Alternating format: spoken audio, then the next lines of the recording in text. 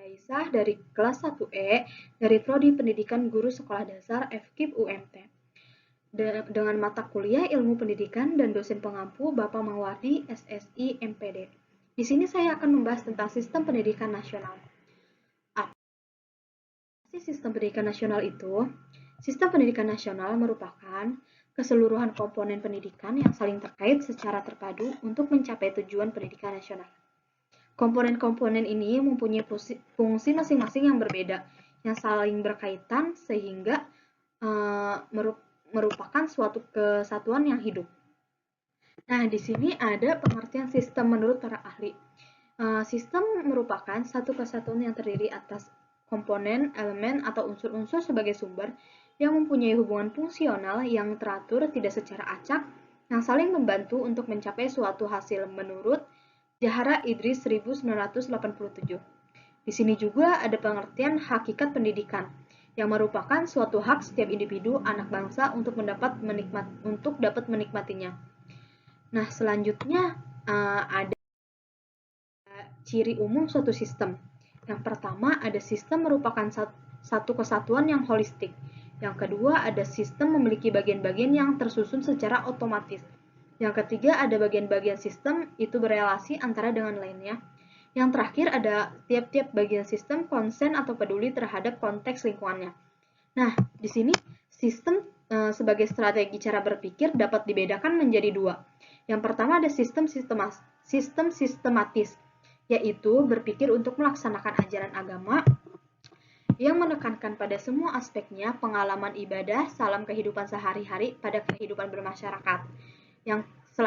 Yang selanjutnya ada cara berpikir non-sistematis, merupakan cara berpikir untuk melaksanakan ajaran agama itu hanya menekankan pada aspek tertentu dan mengabaikan aspek lainnya.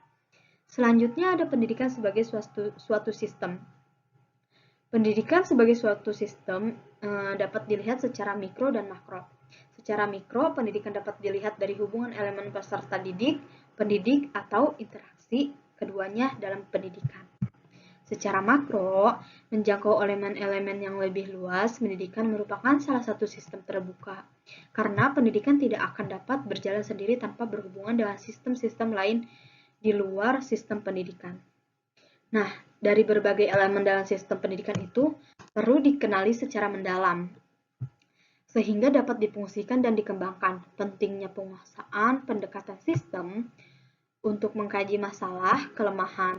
Suatu sistem yang kaku akan sulit dibangun suatu pendidikan yang akan menghasilkan output yang bermutu karena pendidikan tidak disesuaikan dengan kebutuhan masyarakat sekitarnya.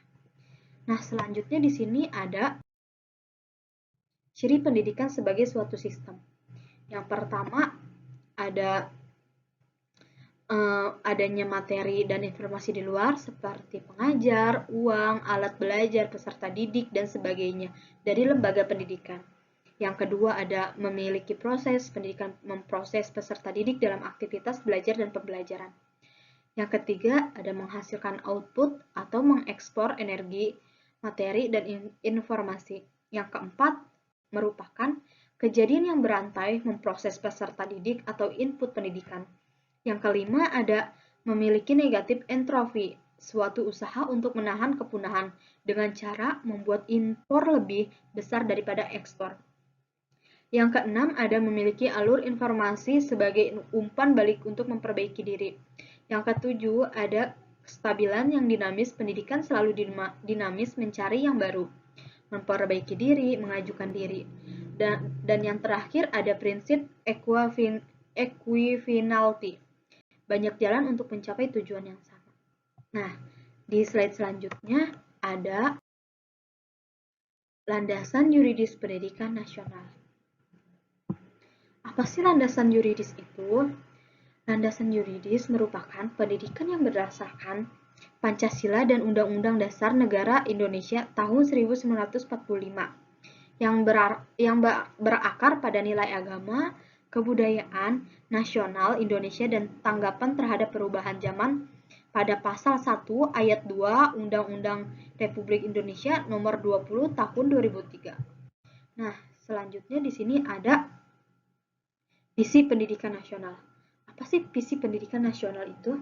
Nah, untuk terwujudnya sistem pendidikan sebagai peranata sosial yang kuat dan berwibawa, untuk memberdayakan semua warga negara Indonesia berkembang menjadi manusia yang berkualitas sehingga mampu dan proaktif menjawab tantangan zaman yang selalu berubah.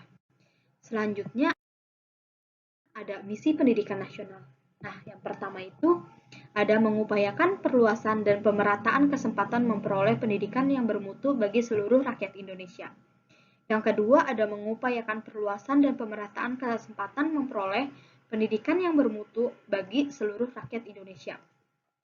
Yang ketiga ada mengoptimalkan pembentukan kepribadian dan bermolar meningkatkan kesiapan, masukan, dan kualitas proses pendidikan.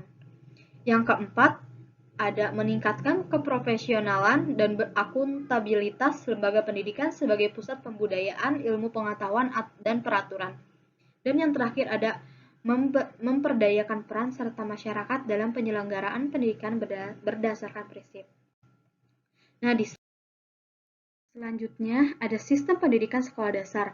Yang pertama ada konsep sekolah dasar. Apa sih konsep sekolah dasar itu? Konsep sekolah dasar merupakan pendidikan dapat berlangsung di sekolah sebagai institusi pendidikan formal yang diselenggarakan dalam proses belajar mengajar. Adapun menurut Soeharjo, sekolah dasar merupakan lembaga pendidikan yang menyelenggarakan program pendidikan 6 tahun bagi anak-anak yang berusia 6-12 tahun. Nah, selanjutnya ada tujuan sekolah dasar. Proses pendidikan menjadi bagian yang tidak terpisahkan atau bagian integral dari pengembangan sumber daya manusia sebagai subjek sekaligus objek pembangunan. Nah, di sini ada tujuannya. Yang pertama, menuntun pertumbuhan dan perkembangan jasmani dan rohani. Yang kedua, ada memberikan bekal pengetahuan dan keterampilan. Yang ketiga, ada membentuk warga negara yang baik. Dan yang keempat, ada melanjutkan pendidikan ke jenjang pendidikan di SLTP. Yang kelima, ada memiliki pengetahuan, keterampilan, dan sikap dasar bekerja di masyarakat. Dan yang terakhir, ada terampil untuk hidup di masyarakat. Itulah tujuan dari sekolah dasar. Nah, yang terakhir itu ada karakteristik siswa sekolah dasar. Nah, karakteristik siswa sekolah dasar itu pada masa sekolah dasar berlangsung antara usia 6-12 tahun sebagai masa matang untuk sekolah. Dilihat dari karakteristiknya, anak pertumbuhan fisik dan psikologisnya, anak mengalami pertumbuhan jasmani maupun kejiwaannya. Pertumbuhan dan perkembangan fisik anak berlangsung secara teratur terus-menerus ke arah kemajuan. Siswa SD merupakan anak dengan kategori banyak mengalami perubahan yang sangat drastis, baik mental maupun fisik, menurut Sugianto 2010. Sekian penjelasan tentang sistem.